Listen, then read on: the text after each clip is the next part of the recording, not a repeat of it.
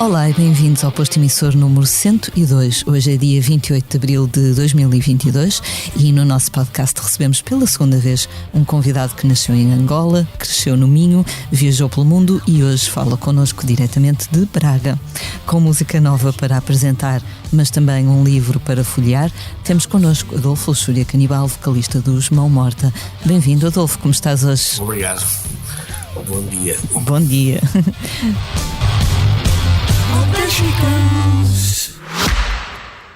Francisco, é um prazer estar aqui consigo. Se descobre a si próprio como poeta? Essa é uma pergunta muito difícil de responder. Eu sou uma parte do braço que ele deixou para pôr em pé aquilo que ele Se quis. quiseres fazer um balanço da tua vida, Em contagem decrescente para os 50 anos do Expresso, Francisco Pinto Balsemão entrevista 50 personalidades ao longo de 2022. Não perca o podcast Deixar um Mundo Melhor, disponível em todas as plataformas e em expresso.pt.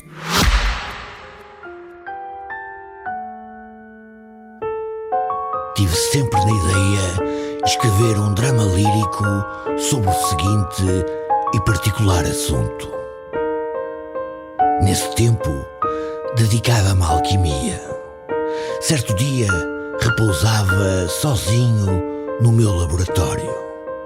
Lá fora, um céu plúmbeo, baço, sinistro, um horror. Sei que estiveste ontem em Viena do Castelo para falar sobre o teu novo livro, o Crespos.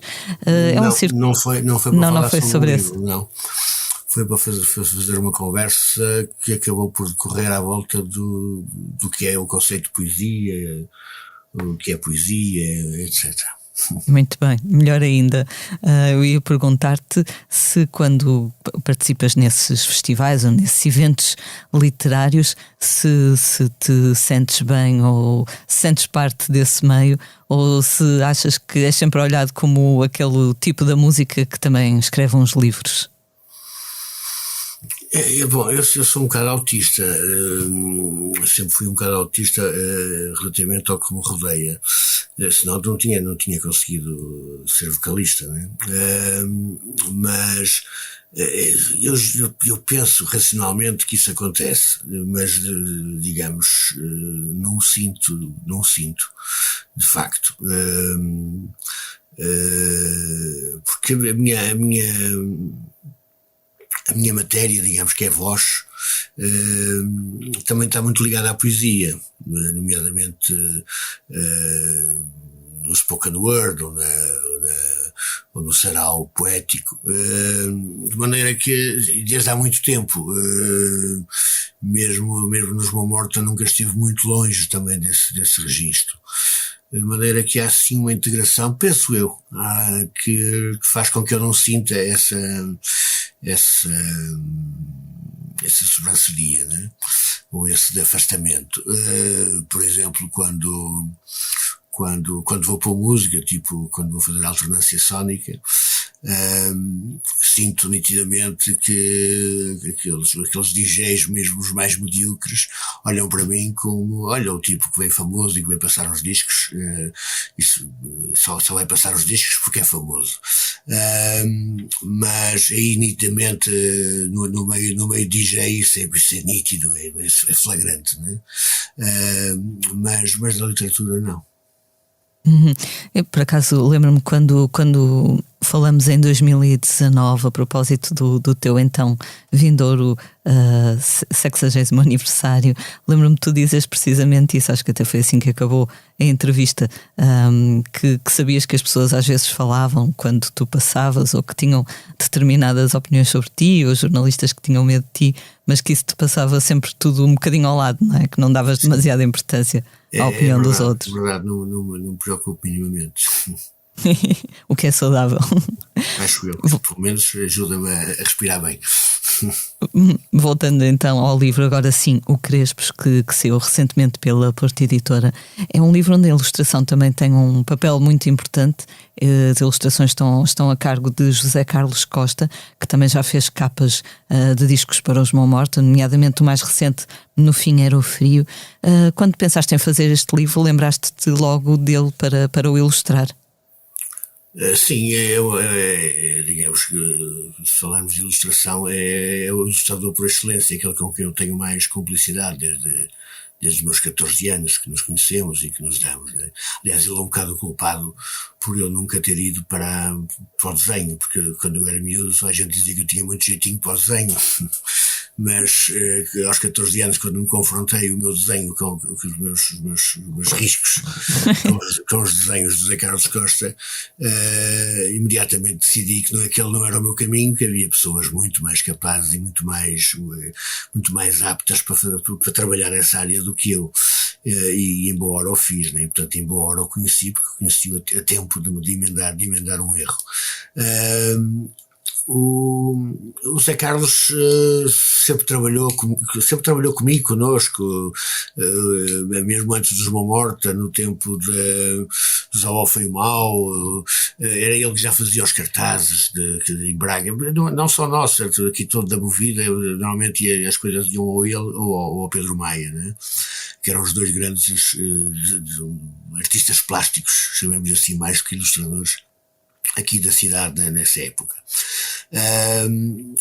E os Mão Morta sempre, ou quase sempre, pegaram ou pediram ao Zé Carlos para trabalhar as capas dos seus discos, desde a cassete, primeira, em 87, o primeiro álbum, o segundo álbum, o terceiro álbum, o quarto álbum, o quinto álbum, o sexto álbum, sempre foi o Zé Carlos Costa. Houve 2 ou 3 exceções, de resto tem sido sempre ele, e o último voltou a ser, né? Já quando que eu dizei o meu livro Estilhaços, que me pediram uma ilustração para meter na capa, eu fui buscar uma ilustração de José Carlos Costa. Portanto, para mim era natural, quando a Porta Editora me sugere fazer uma espécie de novela gráfica com o texto do Crespos, para mim foi naturalíssimo que disse, ou que sugeri que fosse o José Carlos Costa. E assim fiz, e as pessoas na Porta Editora não conheciam o José Carlos Costa. Ele sempre foi muito recatado, não tem trabalho público, que nunca se interessou por digamos, fazer carreira, né? Portanto, os amigos conhecem o seu trabalho, que é um trabalho também pode-se acrescentar que é um trabalho preguiçoso. Ele não trabalha muito, não vive disso, portanto não tem necessidade, só faz coisas quando lhe apetece realmente fazer coisas, né? E perguntaram-me o que é que havia, o que se poderiam, ficaram um bocado receosos, estavam à espera que eu escolhesse um ilustrador qualquer famoso, conhecido, portanto, que fosse uma garantia de qualidade. E eu apresentei-lhes um nome para eles completamente desconhecidos, ficaram, mas quem é? Bom, o único trabalho que tinha para lhes mostrar as capas dos Mão Morta, foi isso que mostrei, que lhes disse, que lhes referi, e eles, bom, vamos lá ver. E foi quando começaram a surgir, eu contactei o Zé Carlos, a Porta Editora contactou o Zé Carlos, enfim, o lado burocrático foi tratado, e quando ele apresentou os primeiros esboços, na Porta Editora ficaram contentíssimos e assim ficou. Portanto, acho que foi um belíssimo casamento, foi um belíssimo resultado, e eu estou muito contente com o livro, estou muito contente com os desenhos. Por editora Irene Aspas, o próprio José Carlos também está contente, porque ele é muito crítico, autocrítico, mas também depois crítico dos resultados finais, das cores, dos papéis, aquelas coisas todas a ilustrador. Uma pessoa tem mania que só os guitarristas é que são chatos, mas não, são todos chatos. Tudo que é um profissional que empenhado é sempre chato, porque é sempre tudo perfeito, né? Mas o José Carlos também ficou contente com o resultado, que me alegrou bastante. Portanto, a esse nível acho que o resultado está ótimo. Sim, ele tem um traço muito, muito característico e que fica muito bem naquela história. Tu deste-lhe liberdade para inventar os traços das personagens, ou deste-lhe algumas indicações de como querias que elas fossem fisicamente? Não, dei-lhe completa liberdade. Aliás, faz parte da nossa relação de décadas, né? Mesmo para os discos de João Morte, etc., eu dou-lhe o que tenho. Normalmente dou-lhe uma música, ou dou-lhe as músicas já estiverem prontas, se tiverem músicas prontas, os textos, os estiverem prontos, se já tiverem músicas, e ele a partir dali desenvolve. Ele tem essa liberdade total, e aqui foi mais uma vez o assunto. Foi o que lhe foi dado, foi-lhe dado o texto, já existia. E pela Porta Editora foi-lhe dito que o número de páginas que aquele texto tinha que ser esticado. Portanto, para ele preencher com desenho. Foi isso que o assustou mais, foi o número de páginas que ele teve que esticar o texto, né? Depois fez a divisão do texto conforme achou interessante, mostrou-me essa divisão, eu apenas alterei ligeiramente duas frases que estavam numa divisória diferente, portanto, juntei-os, achei que fazia mais sentido estarem juntos com outra frase, e foi a única interferência minha, digamos, no trabalho dele. O trabalho era completamente da responsabilidade dele, e é assim que deve ser, porque ele é que é o ilustrador, eu sou apenas o autor do texto. Claro. O Crespos, para quem ainda não tiver lido o livro, é um senhor que durante 34 anos, 6 meses e 7 dias se senta à mesa de um café histórico, a brasileira, até que algo acontece, não vamos dizer o quê, para não estragar a surpresa. O Crespos é também alguém que se confunde um pouco com a paisagem, o que lhe permite ser um ouvinte muito atento de tudo o que se passa à sua volta. Há alguma coisa de ti no Crespos?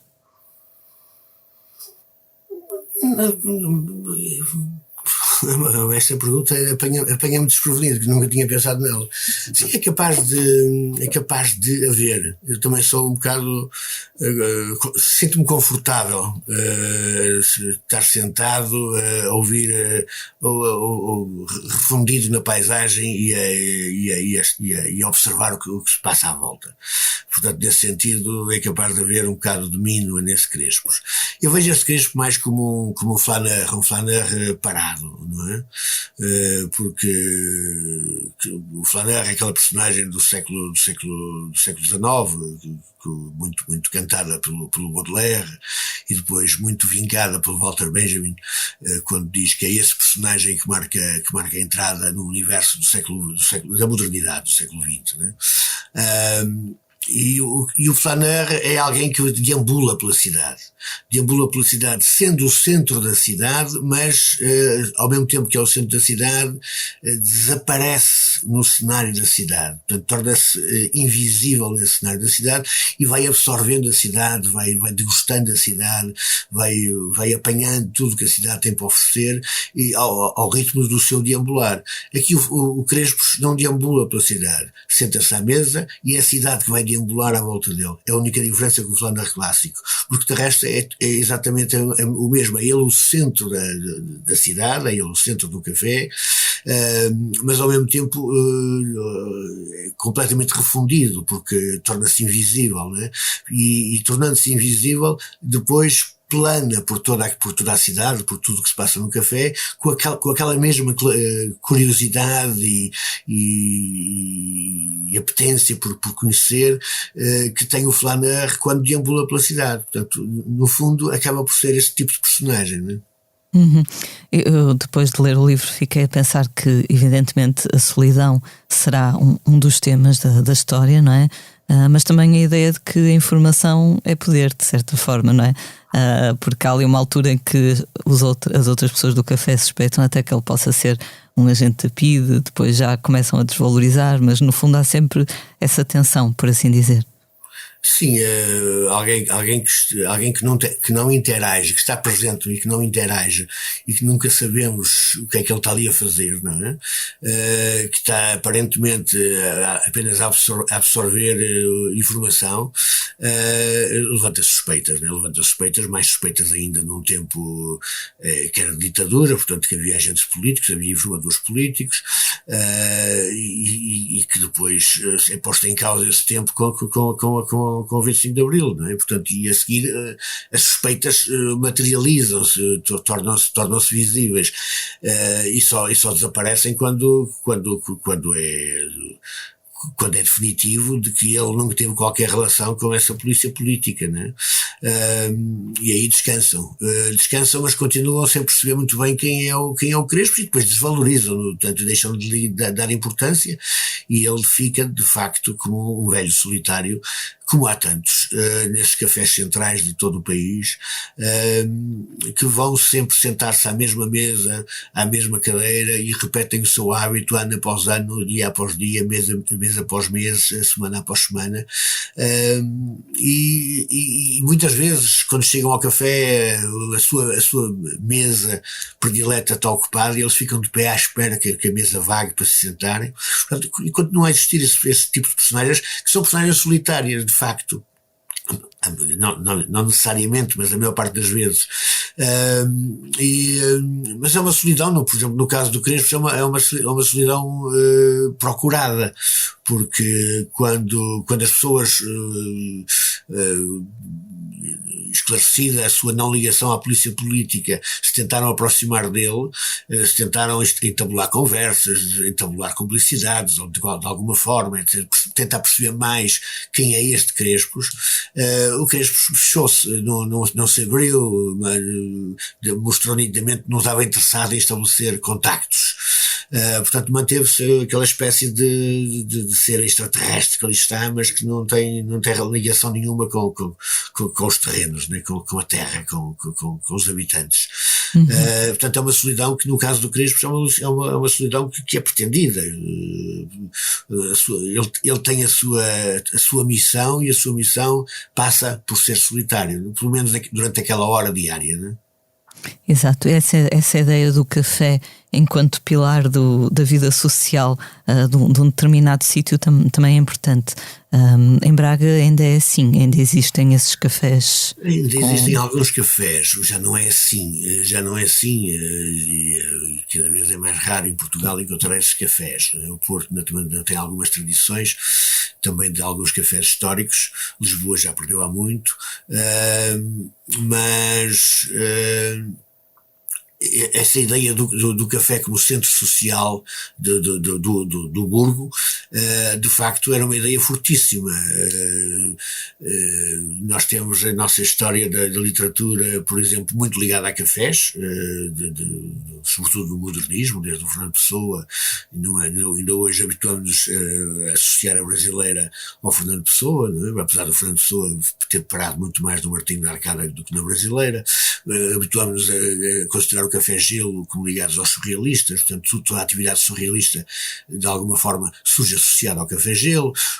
No Porto há várias tertúlias associadas a cafés, nomeadamente o Pinguim, nomeadamente o Ceuta, etc. Portanto há de facto toda esta vida social que se desenrola à volta do café. E a Brasileira em Braga, como qualquer café central, mas havia mais, não era a única, mas a Brasileira em Braga era um ponto social, um ponto de referência.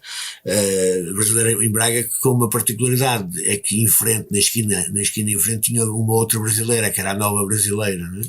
E que distinguia dois campos opostos. Portanto, eles estavam um em frente ao outro, como se quase uma caricatura política.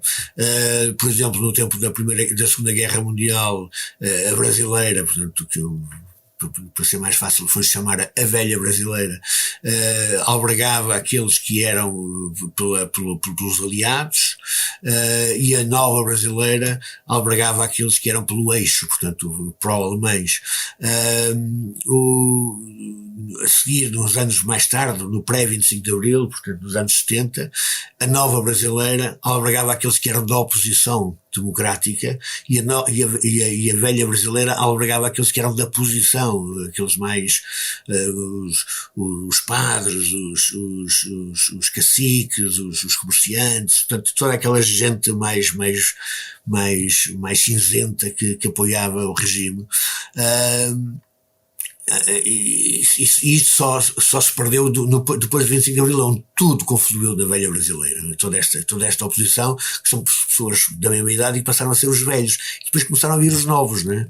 As pessoas mais novas, nomeadamente ligadas à extrema-esquerda, etc., começaram a ocupar a brasileira, e criaram-se duas oposições, digamos, diferentes no mesmo café, mas toda a vida social, política, do centro, no fundo, quando o centro era o centro da cidade, onde tudo passava pelo centro, depois se refletia num café ou noutro. O caso de Braga foi na Brasileira, mas também foi no Astoria, que eram dois cafés centrais muito, muito importantes a esse nível, porque era lá que tudo se desenrolava, que tudo se passava, onde as pessoas se encontravam. As pessoas não usavam números de telefone umas das outras, não é? As pessoas encontravam-se no café, não precisavam telefonar a ninguém para encontrar. Se queriam encontrar alguém, já sabiam que iam encontrá-lo no café há tanta hora. Contrariamente a Lisboa começou a perder este hábito do café muito mais cedo, nos anos 50 começou a perder estes hábitos, nos anos 50 do século passado. Porto, Braga mantiveram estes hábitos de alguma forma praticamente até ao raiar deste novo século. E portanto era neste pequeno espaço fechado de um café que toda a cidade confluía e que toda a cidade circulava à volta, né? Portanto, era o centro nevrálgico da vida social urbana. Braga mudou muito, estavas a dizer que isto, portanto, tinha a ver também com o facto de o centro ser realmente o centro da cidade a vários níveis, não é? Hoje, com a gentrificação, já não é tanto assim, não é? Os arredores das cidades vão tendo também outras valências. Sim, começa a ser difícil encontrar uma vida social no centro como era a vida social urbana até o princípio deste século. Por um lado, por causa do turismo, o turismo invadiu os centros, em Braga também. Por outro lado, porque as atividades que levavam as pessoas ao centro deixaram de se praticar no centro, passaram-se a praticar nos centros comerciais, que são fora do centro normalmente, passaram a estar dispersos pelas cidades que cresceram imenso e deixaram das coisas estarem concentradas no seu centro nevrálgico. As pessoas passaram a habitar mais longe do centro, o automóvel passou a ser uma necessidade, mas também não entra no centro, portanto acabou por também afastar as pessoas dessa circulação no centro. Portanto, houve uma mudança de tipologia de pessoas que frequentam o centro. Hoje o centro continua a ser um centro comercial. O Braga manteve essa tradição do centro comercial forte, ainda assim, mas depois tem muito turismo, e o turismo ocupa uma grande faixa destas atividades, nomeadamente da restauração e similares, como é o caso dos cafés, em que a sua atividade de repente deixou de se virar para o cliente habitual, embora continue a ter, mas passou a abarcar sobretudo o transeunte que passa uma vez, né? Nomeadamente o turista. Portanto, mudou completamente o tipo de tipologia, o tipo de habitat, o tipo de habitante que circula nesses espaços. Entretanto, os Mão Morta também têm novidades. Acabam de lançar pelo projeto Esfera o maxi single Tricô. É um projeto que nasceu de uma residência artística no Porto, na qual vocês colaboraram com o saxofonista Pedro Sousa. Como é que foram esses dias? Foram 2 ou 3 dias, não é, de gravações? Sim, foram 3 dias, salvo erro. Correu muito bem. Nós tínhamos o Miguel e o Rafael levaram já os temas, as bases do que queriam, né? Portanto, essencialmente foi um trabalho de colaboração com o Pedro Sousa. Nós tínhamos as coisas, o trabalho de casa feito, digamos, foi passá-lo para registro, para fita, não, agora não é fita, mas pronto, o equivalente. E depois o Pedro Sousa a trabalhar aquilo. O Pedro Sousa teve um grande trabalho, nomeadamente de arranjos, porque nós estávamos a contar com ele, conhecíamos conhecíamos já o trabalho dele, sabíamos o que é que ele, como é que ele funcionava com o saxofone, o tipo de trabalho que fazia, de maneira que tínhamos feito as camas para ele poder trabalhar e desenvolver as suas competências. E foi essencialmente os 3 dias, foram essencialmente os 3 dias em que as coisas correram muito bem, de uma forma muito fluida, porque já estava tudo pensado, tínhamos levado tudo feito de casa, não é? Vocês já conheciam o trabalho dele? Eu penso que foi uma entrevista com o Henrique Amaro, que é um dos mentores do projeto, que ele dizia que tinha reparado que os Mão Morta nunca tinham trabalhado com um saxofonista e que terá dado então essa sugestão também. Sim, nós fomos trabalhar com o Pedro Sousa por sugestão, não foi o nome, não foi por sugestão, mas pelo facto do Henrique Amaro nos sugeriu ao Miguel um saxofonista. E o Miguel, a partir da sugestão do Henrique Amaro, saxofonista, não é verdade que nós nunca tínhamos trabalhado com saxofonista, nós já trabalhámos com saxofonista no nosso segundo álbum, no Corações Felpudos. Depois o Miguel pensou, então, o saxofonista, quem é o saxofonista? Eu fui procurar o saxofonista que pudesse ser interessante de trabalhar connosco, portanto, mais aberto ao campo experimental, mais apto para trabalhar e enfim, para não ter problemas em fugir do toque tradicional do instrumento, e o Pedro Sousa surgiu como uma evidência, né? Portanto, foi o Miguel que contactou o Pedro Sousa adorou a ideia e pronto, e a vontade cumpriu-se. No vosso renovado site diz-se que este maxi single tem um ambiente psicótico, é bem a condizer com os tempos em que vivemos, não é? É um bocado cada vez mais, são cada vez mais tempos psicóticos, não é? São um bocado incompreensíveis os tempos. Pensámos durante muito tempo que isto eram tempos que não voltariam, pelo menos aqui perto de nós, porque estes tempos de facto nunca deixaram de estar à superfície da Terra, mas aqui perto de nós é que não, e de repente vemos isto a acontecer e é um bocado assustador, não é? É um bocado assustador, acho que ainda não estamos bem cientes de quão assustador isto pode ser, porque de facto isto pode descambar, estes tempos ainda são uma pálida imagem para lá do lado solidário, da empatia com quem sofre, etc. Em termos mais de análise mais para além desse lado empático, isto estamos num limiar de uma catástrofe mundial, não é? Portanto, as ameaças de uma terceira guerra mundial por parte da Rússia não são vãs, são coisas que temos que equacionar como possíveis, e as coisas são assustadoras, para já sendo apenas uma miragem, mas uma miragem que pode a qualquer momento tornar-se factual, não é?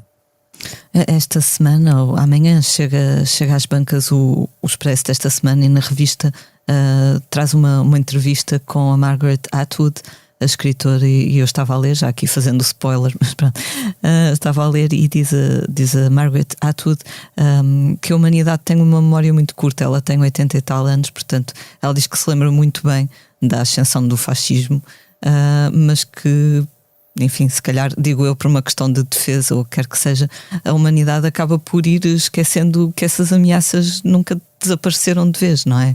No fundo. Sim, e aqui o mais grave a esse nível é que nós estamos entre duas forças políticas terríveis. Por um lado, a Rússia autoritária e ditatorial de Putin, com a intoxicação permanente da população, feita pelos mídias completamente controlados pelo poder, e por outro lado uma sociedade que é tudo menos democrática, apesar das eleições, não é? Portanto, não podemos basear-nos em algumas características de democracia para considerar que o mundo, onde essas características pertencem a um mundo democrático. O batalhão Azov e o tipo, a forma como ele é integrado no exército, a forma como ele é mandado para as zonas separatistas, etc. Tudo isto faz lembrar, e a forma como eles atuaram, e como atuaram antes da guerra. Depois da guerra as coisas, não podemos olhar da mesma forma para as coisas, mas como eles atuaram antes da guerra, etc., tudo fazia lembrar o tipo de comportamento pré-Segunda Guerra Mundial que aconteceu na Alemanha, nomeadamente com as SS, que também era um batalhão antes de ser integrado no Estado alemão, que também era um batalhão, digamos, paramilitar civil, como o batalhão Azov. Portanto, o tipo de atuação que eles faziam junto às populações era muito parecido com o que fazia o batalhão Azov. Portanto, há aqui demasiados paralelismos. Não é independentemente do cariz ditatorial e aberrante do Putin e do seu sistema, não é descabido quando ele fala de uma espécie de desnazificação da Ucrânia. De facto, havia nazificação na Ucrânia. Não diretamente na forma como as eleições se desenrolaram, não na forma como as instituições funcionaram, mas em alguns movimentos paralelos que aconteciam no interior da Ucrânia antes da guerra. Mas tudo isto ainda se torna mais absurdo, porque nós somos obrigados a tomar partido somos obrigados pelas circunstâncias a tomar partido por alguém que numa situação normal nós nunca tomaríamos para qualquer partido, porque o que lá se passa era aberrante. Porque lá se passa era perfeitamente antidemocrático, e de repente estamos a armar e estamos a dar dinheiros e estamos a fortalecer um poder que é próximo dos valores que são os primeiros a acabar com as democracias, né? Que é a extrema-direita. Porque a extrema-direita está tanto na Rússia, de uma forma ligada ao poder, como na Ucrânia, também de uma forma ligada ao poder. Isto não é uma guerra política tradicional no sentido esquerda-direita. Isto é uma guerra entre duas extremas-direitas. E nós somos obrigados a tomar partido por uma extrema-direita, como os franceses, por exemplo, nas eleições foram obrigados a tomar partido por um liberal contra uma extrema-direita. Quer dizer, é um mal menor, não é? Mas isto é que é arrepiante, né? Isto é que é arrepiante. É que nós estamos a ter que ser empáticos. Empáticos não tem nada a ver, o povo não tem nada a ver, o povo não é extrema-direita, o povo é o povo. É facilmente manipulável pela informação ou pelos mídias. Mas os sistemas políticos, os decisores políticos, nós somos empurrados a solidarizarmos com decisores políticos que normalmente estão nos antípodas daquilo que nós defendemos ou daquilo que nós queremos, né? ou daqueles em quem nós depositaríamos o voto numa sociedade democrática, né? Por acaso ia fazer-te uma pergunta sobre isso. Tu viveste 6 anos em Paris, na altura com o teu filho, com a tua companheira de então. Na altura já se sentiam as tensões de que agora ouvimos tanto falar a propósito das recentes eleições presidenciais e das vindouras eleições legislativas? Ou alguma coisa disto te surpreende? A extrema-direita, salvo erro, mais ou menos por essa época, ainda com o pai da Marine, teve cerca de 10% das eleições presidenciais. Portanto, já era uma força que se notava e já era uma força que assustava. Foi as primeiras eleições onde a esquerda teve que votar direita para fazer uma frente democrática à extrema-direita, ao Front National,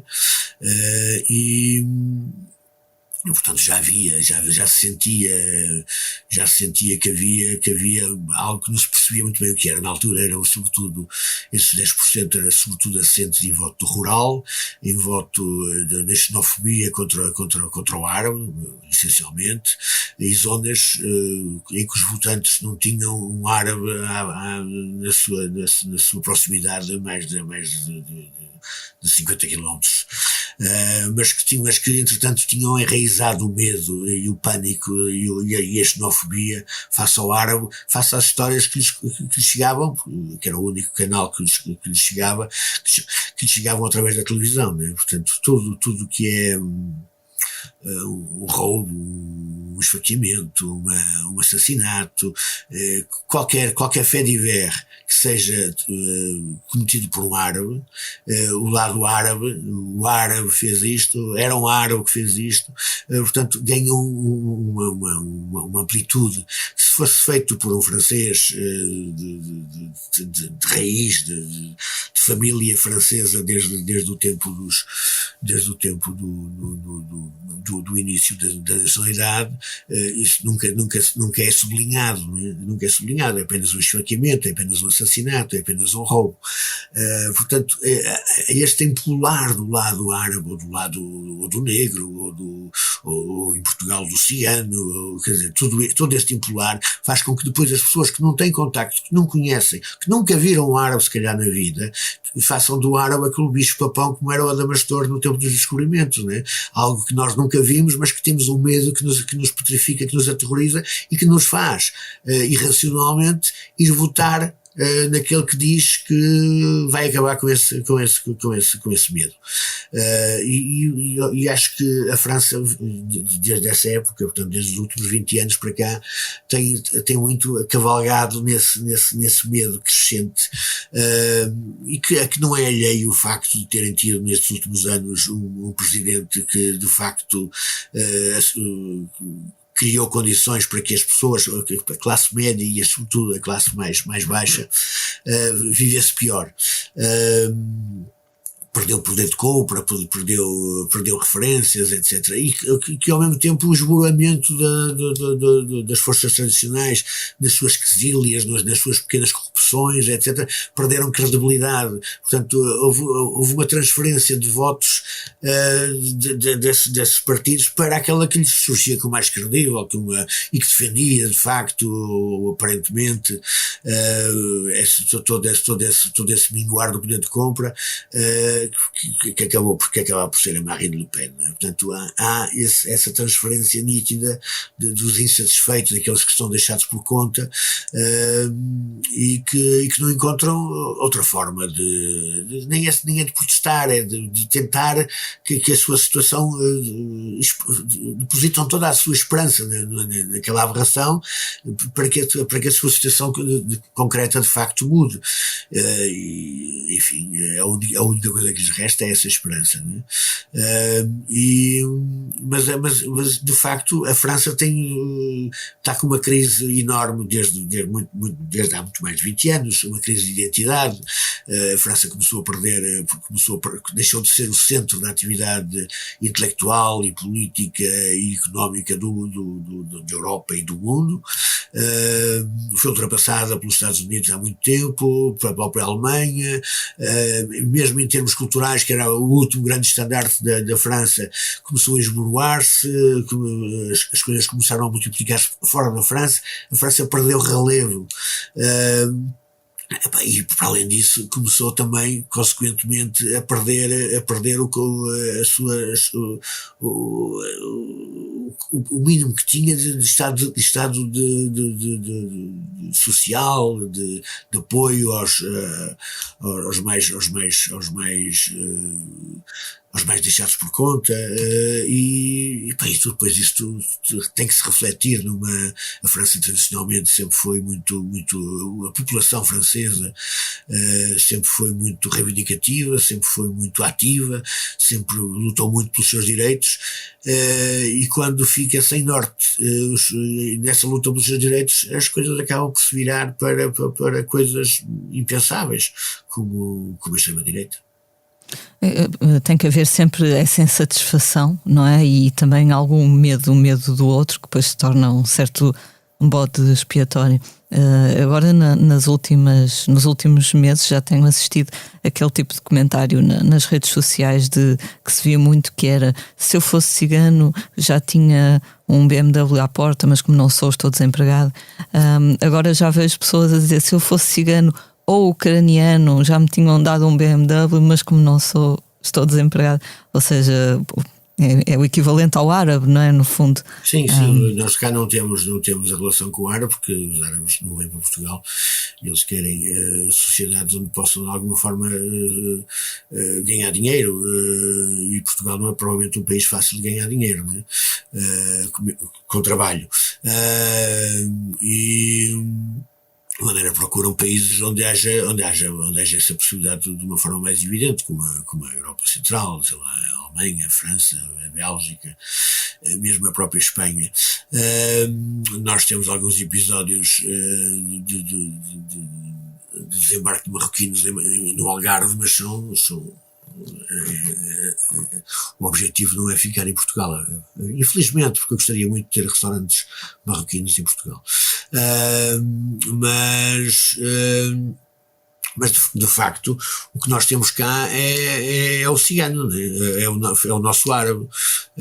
Nós fazemos um bicho de sete cabeças com o cigano. Não quer dizer que não haja ciganos maus, como há não ciganos maus, não é? de todos os credos e de todas as cores e de todos os géneros e de todos os sexos.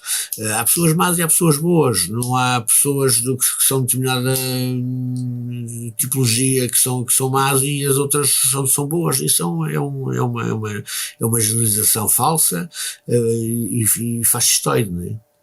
Claro que sim. Ainda voltando à Esfera, o vosso projeto recente, ou o projeto em que participaram, tu também acabas por participar depois no single da Joana Gama. Ela convidou-te. Como é que aconteceu essa colaboração? Sim, eu gosto bastante daquele tema, Coisas de Teatro. Sim, é um texto do Erik Satie. Nós já tínhamos feito isso ao vivo, uma vez que tocamos, em que o calendário proporcionou que tocássemos na mesma noite, que dividíssemos o palco, Mão Morta e Joana Gama.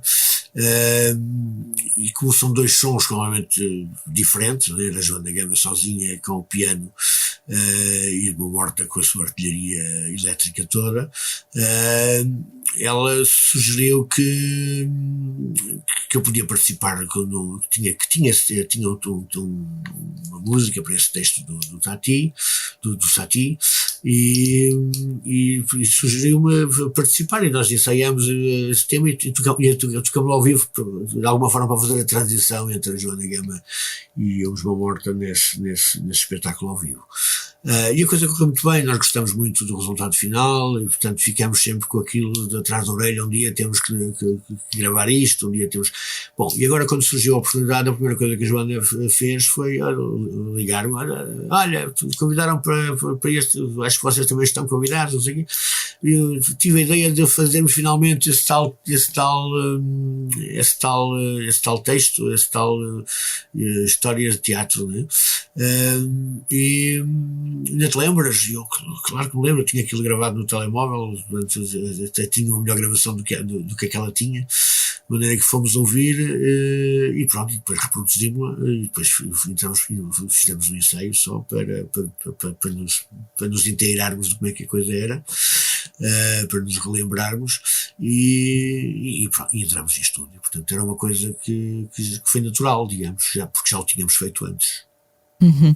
Entretanto, os Mão Morta mexeram também na equipa. A Joana Longobardi saiu, o Sapo saiu e entrou e depois voltou a sair. Neste momento, se não estou em erro, temos o António Rafael na terceira guitarra e o Rui Leal no baixo. O que é que levou a estas mudanças? São dinâmicas internas, às vezes é preciso abanar equipas, para quando as equipas começam a ficar muito tempo juntas e começam a entrar numa certa rotina, há coisas que começam a deixar de funcionar, as coisas começam a encostar-se, então, às vezes é preciso abanar. E no fundo foi isso que nós sentimos que precisávamos de abanar. O Sapo tinha saído, tinha estado 2 anos ausente, porque tinha estado com um problema tinha tido como é que chama? Uma depressão profunda, de maneira que tinha estado 2 anos ausente, e a sua ausência, quando entrou o Ruckel para substituir, sentimos que havia ali uma nova dinâmica que estava a ser criada, e foi isso que nos fez, de alguma forma, perceber que estava ali qualquer coisa a arrastar-se já, que nós estávamos a precisar de fazer esse tipo de abanão. De maneira que quando o Sapo se mostrou curado e voltou a assumir as suas funções, nós percebemos que alguma coisa tinha que ser mexida. Mexemos primeiro na Joana, mas a mexida na Joana não foi suficiente, não era suficientemente eficaz, de maneira que tivemos que mexer no Sapo também, e meter alguém de novo, e de facto nós sentimos agora que temos outra vez o motor a carburar a 100% e como novo, não é? Portanto, acho que há mudanças que têm que ser feitas, por muito que nos custem, e de facto custam muito fazer estas mudanças quando as pessoas estão connosco há 20 anos. No fundo, a Joana estava connosco há 20 anos, o Sapo há mais tempo, quase 30. Vocês continuam a ter aquela ligação com a banda de não ser o vosso ganha-pão. Tu geralmente dizes que um dos segredos da longevidade dos Mão Morta é ser, no fundo, o vosso hobby, não é? Não é a vossa profissão, não é a vossa maior fonte de remuneração. Sim, é algo que funciona porque nos dá prazer, não é? Portanto, porque metemos ali todo o nosso prazer e toda a nossa ânsia de descobrir e de fazer coisas que não fizemos, etc. Sem estarmos preocupados se aquilo vai contra o que é expectável de nós, seja pelo público, seja por quem for, porque de facto aquilo é uma coisa para nós, e também daí quando sentimos que há dinâmicas que não estão a funcionar, também isso não é prazeroso para nós, não é? Portanto, quando começamos a sentir que há aqui alguma coisa que nos está a custar, também aqui sentimos que precisamos de mexer, independentemente do que nos possa custar esse mexer, não é? Porque de facto é isso que permite que a banda perdure e continuemos a fazer coisas que nos orgulhamos, e que no fundo continuemos a ser, acho eu, pertinentes. Há coisa de 1 ano estiveste pela primeira vez aqui no posto emissor, penso que foi em março do ano passado, e na altura, a propósito da tua experiência profissional enquanto jurista no Instituto de Conservação da Natureza, disseste esta frase: não é pela pandemia que não vamos voltar à despreocupação ambiental. Agora que já estamos a ver a pandemia um bocadinho mais ao longe, mantens esta previsão, não é? Sim, mantenho, e cada vez está mais preocupante, porque o que os cientistas nos vão fazendo passar é de veras preocupante. Nós, apesar de ter havido um ligeiro abrandamento no aquecimento global e nos gases com efeito de estufa durante a pandemia, sobretudo durante o primeiro ano da pandemia, o que sabemos neste momento é que isso já retomou e que já acelerou mais do que aquilo que estava previsto, não é? Portanto, que há agora uma ligeira esperança de que a guerra possa fazer com que os hábitos industriais nomeadamente da Europa possam ser alterados, de uma forma mais depressa do que aquela que estava prevista, mas isso ainda são só expectativas, não é? Porque de facto os dados que temos é que neste momento estamos acima daquilo que das metas traçadas, não é? Das metas que já tinham sido traçadas in extremis, não é? Portanto as perspectivas não são nada boas, não é?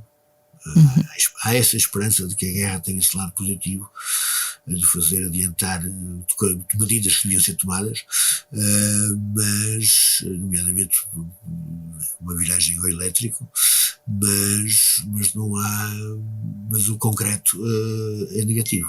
O concreto é muito negativo.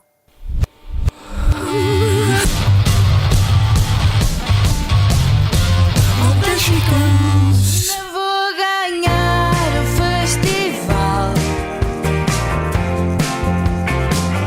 com uma canção de macramé. Hei de fazer capa num jornal a pavonear um jacaré. Muito bem, vamos agora falar do tema da semana. 2 anos depois do começo da pandemia, as máscaras caíram, desde o final da passada semana, que já é permitido ver concertos de cara destapada. No site Blitz falamos com promotores de espetáculos, músicos e espectadores sobre esta novidade. O entusiasmo com o regresso à normalidade é geral, ainda que alguns promotores, como por exemplo o João Carvalho, diretor do Vodafone Paredes de Cora, lembrem que será um desafio fazer acontecer festivais com tudo mais caro. Diz ele, não aumentamos o preço dos bilhetes, mas a mão de obra e as infraestruturas aumentaram 30%. Da parte dos músicos, Fernando Ribeiro dos Montespel afirma que a decisão foi arrancada a ferros e é tardia, e diz também que em tempos de guerra, peste, controlo e desigualdade, nunca a música foi tão essencial para regenerar e entreter o público. António Zambujo sublinha que ao longo desta reabertura das salas se tornou evidente que as pessoas adoram ir a concertos e sentiam muito a falta da música ao vivo, tal como os músicos. Já a Helena D'Água partilhou connosco a experiência muito feliz de ter tocado no Porto no 25 de Abril para uma plateia sem máscaras. Adolfo, no ano passado dizias aqui no posto emissor que nos concertos com máscara e com distanciamento as pessoas estavam maniatadas, fechadas em si, sem expressar os sentimentos, e que essa frieza era contra a natura no rock. Estás contente com o final desta frieza, pelo menos? Sim, estou contente com o fim das máscaras, é um bom sinal, é um sinal de que a pandemia continua, mas que já não está tão preocupante como esteve.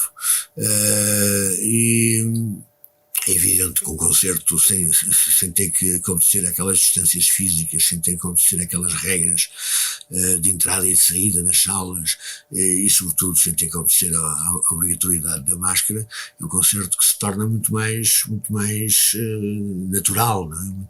muito mais dinâmico, com outra disponibilidade tanto dos músicos como do público, sobretudo do público, em que a febre coletiva circula de uma forma muito mais natural, não é? Muito mais efetiva, porque um dos problemas da máscara e um problema da distância é que essa febre não existia, não é?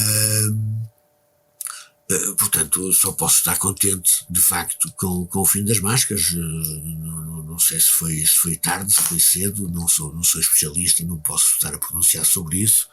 Eu quero acreditar que foi no tempo certo, porque quem tomou estas decisões foi bem aconselhado. Enquanto espectador, continuaste a ir ver concertos nestes últimos 2 anos, no fundo? Continuei a ver concertos, sobretudo continuei a dar concertos. Acho que o que se passou, a grande diferença é que dei mais concertos do que aqueles que vi. Mas sim, mas eu a esse nível não me posso queixar. Não me posso queixar. É verdade que concertos de uma morte, propriamente dito, baixaram. Houve muitos concertos que foram anulados, ou transferidos. Ainda este ano estamos a fazer concertos que estavam programados para 2020. Mas tirando uma morta, o tempo e os factos deram a oportunidade de que surgissem outras formas de fazer música, e eu acho que tirei bem partido disso. Portanto, eu não me posso queixar dos tempos, não me posso queixar da pandemia, não me posso queixar, porque tirando os meses de reclusão total obrigatória, eu sempre fiz concertos, concertos adaptados às novas circunstâncias, de menos público, de distanciamento social, de máscaras, etc. Portanto, é um outro tipo de concertos. De facto, concertos de uma morta nestas condições Não era provavelmente o concerto ideal, fizemos alguns, não muitos, ainda assim, mas sentia-se de facto que a coisa, que a eletricidade, que a febre, que devia passar entre a banda e o público, entre o público em si, acabava por não passar porque o distanciamento e a postura e a rigidez a que se era obrigado não permitia. Mas, por exemplo, quando fazia Uma Morta Redux com os filmes, ou quando fazia o espetáculo com o Crack, ou quando fazia Estilhaço, ou quando fazia Gualiante, eram espetáculos que funcionavam lindamente com as pessoas sentadas, com máscara e com a distância social, e portanto tive que mudar o registro do espetáculo, tive que mudar o chip, né? Adaptar o chip às novas circunstâncias, mas fazendo o cômputo geral e o cômputo final, não me queixo rigorosamente nada. Muito bem.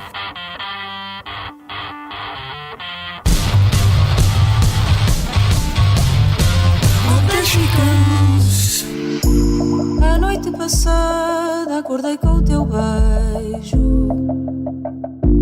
Descias o dor e eu fui esperar-te ao Tejo. Vinhas numa barca que não vi passar. Corri pela margem até à beira do mar. Vamos agora falar do que andamos a fazer na redação. Recentemente entrevistamos uma dupla de valor, Sérgio Godinho e Capicua, a propósito do lançamento de SG Gigante, que é um EP que é uma homenagem, no fundo, às canções do Sr. Godinho, mas com a participação de nomes ligados ao hip-hop e à eletrónica. Eu penso que o meu colega já falou disto no posto emissor da semana passada. Isto não são bem versões, portanto, cada artista pega num mote do original, por exemplo, numa frase, num refrão, num verso, e faz ali uma leitura diferente. Na entrevista, o Sérgio Godinho mostra-se feliz por as suas canções cumprirem a função que ele considera que elas têm, que é de ir desaguar a outros rios e mares desconhecidos, e a Capicua explica que o SG Gigante tem muita coisa a ver com hip-hop, nomeadamente tem o contar de histórias e tem o brincar com a métrica e o som das palavras, misturando o português mais canónico com o português mais popular. Adolfo, tu gostavas de ver um disco do género inspirado na obra do João Morta, numa linguagem diferente, talvez? Não sei responder. Não sei responder. Não tenho essa necessidade. Não tenho essa necessidade. Eu da música gosto de fazê-la e gosto de ouvir coisas que desconheço. Essencialmente coisas novas que desconheço, ou coisas antigas que conheço, mas que me dão sempre, é sempre prazeroso ouvir.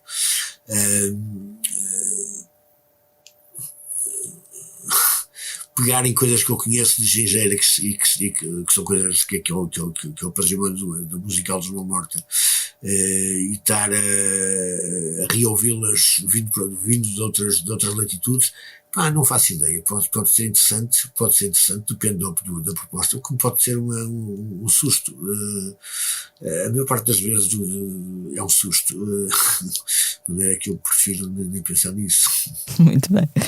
Uma coisa que o Sérgio Godinho e a Capicua também comentaram, eles deram um concerto, enfim, o Sérgio Godinho deu um concerto com vários convidados, entre os quais a Capicua, no dia 23 de março deste ano, que foi a data em que passamos a viver mais dias em democracia do que vivemos em ditadura.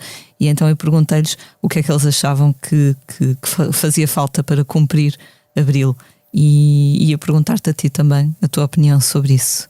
Por exemplo, o Sérgio Godinho disse que fazia falta, entre outras coisas, uma justiça mais igualitária e menos morosa. Pronto, para dar assim uma dica. Bom, essa é uma pergunta demasiado subjetiva, porque o que é Abril, né?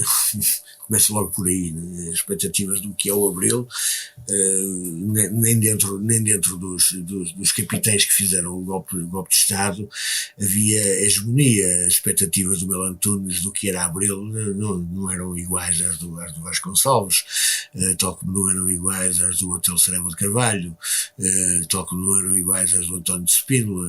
Portanto, o que é o Abril, não é?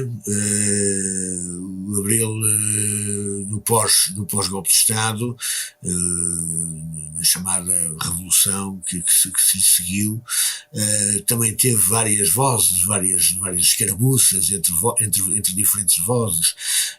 Portanto, há sempre um ponto de partida que nós não sabemos qual é. Do meu ponto de vista, do meu Abril, o meu Abril não é apenas a instituição de uma democracia política e formal, não é? Que foi no fundo o que aconteceu. O meu Abril implicava também haver essa democracia económica não no sentido de haver liberdade de empreendedorismo, porque isso faz parte da democracia política, mas assegurar o bem-estar de casa, habitação, pão, portanto,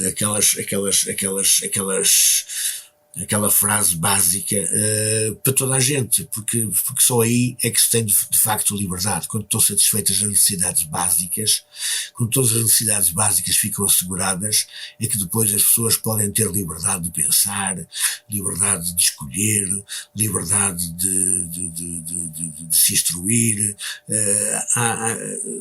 porque se o básico não tiver satisfeito, não é mais que satisfeito, é assegurado, as pessoas estão concentradas na sua satisfação, na sua sobrevivência, e estando concentradas na sua sobrevivência, seja através do trabalho, seja através do pensamento obsessivo, das preocupações, das angústias, etc.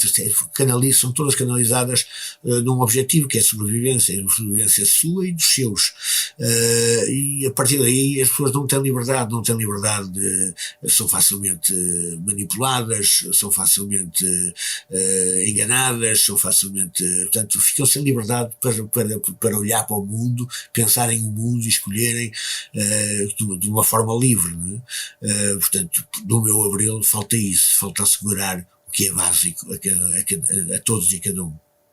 No fundo, a paz, o pão, a educação, saúde e habitação. Habitação, exato. Já dizia a canção do José Mário Branco, salvo erro, do José Sérgio Godinho, já não me lembro. É do Sérgio Godinho, sim. Até a Capicua, de resto, pegou nesse refrão para dizer que, por exemplo, a habitação, logo aí, enfim, é um problema que estamos muito, muito longe de assegurar, não é? Como tu dizias, é um básico que estamos muito longe de assegurar. Não é só o próprio pão, né? O próprio pão. Exato. Que está caríssimo.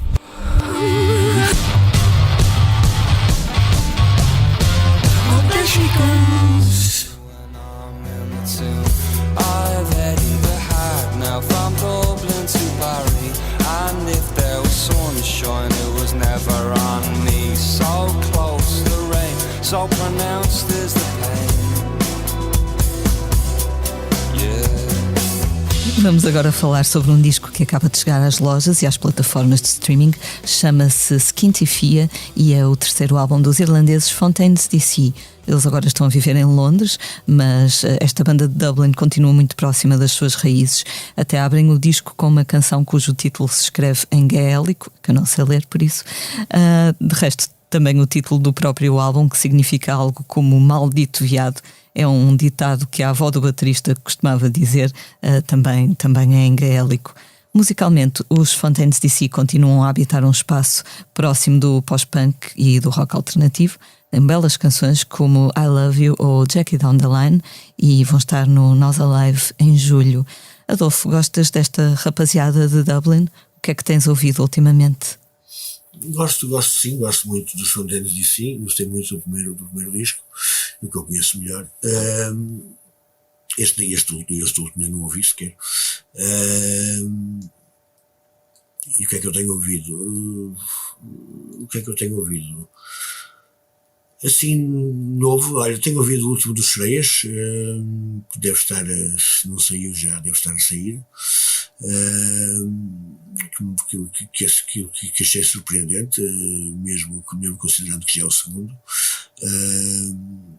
surpreendente na evolução, na forma como souberam canalizar-se, perderam aquelas palavras de ordem orelhudas que tinham no primeiro disco e que de alguma forma os catapultou, mas ao mesmo tempo os cansou, para amenizarem esse lado mais orelhudo e trabalharem mais o seu lado caute, experimental, que me agrada particularmente. E o que é que eu tenho ouvido assim mais? Eu ouço. O que é que eu tenho ouvido assim mais? No carro, ultimamente tenho estado a ouvir aquilo que já falámos, a coletânea da Esfera, em que, para além dos discos individuais de cada um dos 5 projetos que assinaram pela Esfera, saiu este CD com os temas todos, e tenho estado a ouvir exaustivamente porque me agrada particularmente, né? Poderia dizer, bom, eu gosto dos temas dos Mão Morta, enfim, por autoelogio, mas não, eu gosto muito da coletânea, está muito bem conseguida, das coletâneas que eu já ouvi, e eu ouço muitas coletâneas, das coletâneas que já ouvi, que está mais equilibrada e que é uma viagem, para que uma pessoa sabe que aquilo são diferentes projetos, são 5 diferentes projetos, mas todos eles fruto provavelmente da interferência dos diversos convidados que todos os projetos têm, aquilo não é imediatamente identificável, sendo identificável, nunca é imediatamente identificável, e ao mesmo tempo há uma espécie de identificação que percorre todos os temas, ou quase todos os temas, que faz com que não fosse completamente descabido pensar que aquilo poderia ser tudo do mesmo artista, digamos. Tem assim um certo lado lunar, não é? No fundo. É um lado meio experimental, meio insular, não é? Que é muito interessante e que flui muito bem. A própria montagem da sequência dos temas, presumo que tenha sido o Henrique que a fez, mesmo essa montagem está muito bem conseguida e a coisa flui de uma forma muito magnífica. Portanto, eu tenho estado ultimamente, nem tenho ouvido mais nada no carro, porque desde que recebi o CD, porque tenho estado a ouvir aquilo exaustivamente, enfim, começo a ficar cansado, mas ainda não mudei. A comercialização dos EPs ou dos maxi singles fica a cargo de cada banda ou artista, não é? Vocês vão ter o disco à venda nos concertos, por exemplo?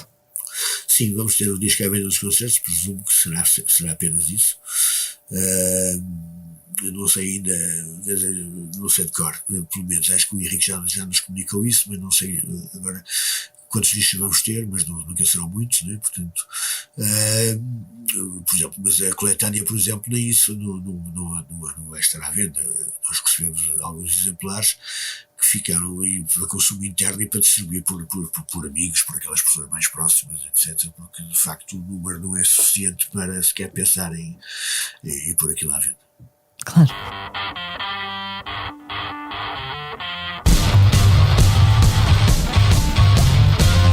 Mexicans, tudo no lógico. Vivo com fantasma que viver em ti.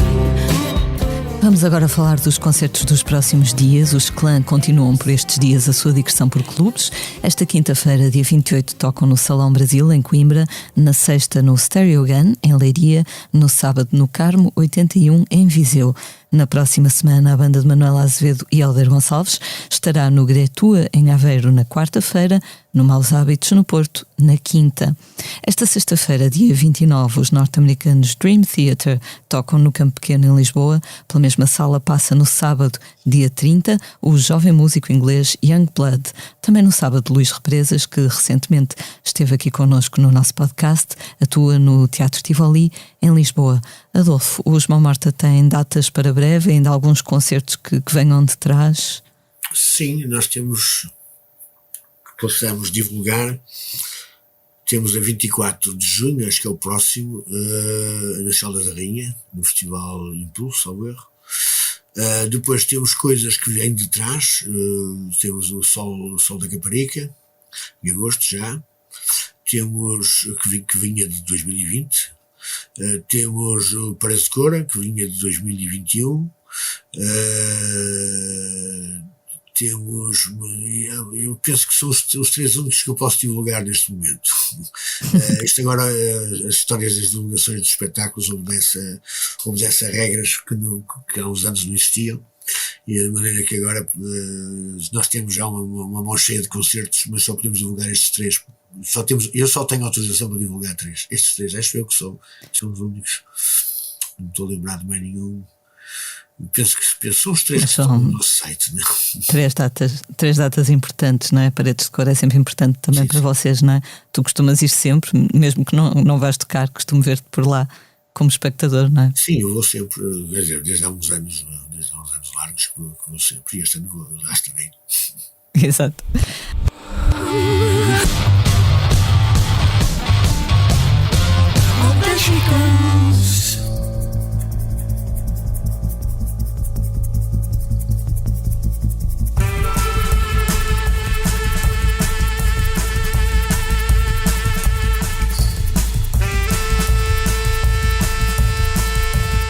Chegamos assim ao final de mais um posto emissor. Fica o nosso agradecimento. Muito obrigada, Adolfo, por falares connosco desde Braga. Ficamos à espera do 3º podcast contigo, em que tu vais estar, em que vamos estar todos no mesmo sítio. Pronto, não sei onde, mas vamos estar todos no mesmo sítio. Eu sou a Lia Pereira. Os temas de abertura e conclusão são da autoria de Legendary Tigerman. A edição multimédia esteve a cargo de João Martins. Como é hábito, vamos finalizar com uma curta leitura. Adolfo, o que nos vais ler hoje? Tens aí muitos livrinhos atrás de ti? Ora, temos aqui é o Urbe Sub-Rosa, é uma coisa que acabou de sair, uma compilação do Paulo da Costa Domingos, da sua escrita desde 72, salvo erro, até à atualidade, até 2021. Seja isto. Arestas em ruína, vi os habitantes, o rugir amarelento dos meus leões, vibra tais árvores pela raiz. Ninguém age ou cingra o sangue dos artesãos livres. Ninguém opera junto ao vapor dos 9 mares. Rolamento que consome uma mensagem cada vez menos concêntrica, secular. Acabou a tempestade. Habitantes meus, interceptam-me o sonho, nas veias, ondulação de ópio, o crispar e o dado do branco. Acordo ileso para a chuva morna do meu Equador, simulado, perplexo ante o líquido milagre. Se chove, para que chove? E para quem acordo? O êxtase, o circo, ritmos de sal sobre o lume. Pânico. Uso um instinto cílio por retraídos fragmentos. Acredito no culturismo todo feito esferas de luz, espaldares e nebulosas. Mas dissolvo o amor, minhas pequenas drogas, recolho na seringa o coágulo. Criara a tiara de fogo. Tenho pressa. Que me espera na estação do expresso tubular, o núcleo claustro das promessas ogivais.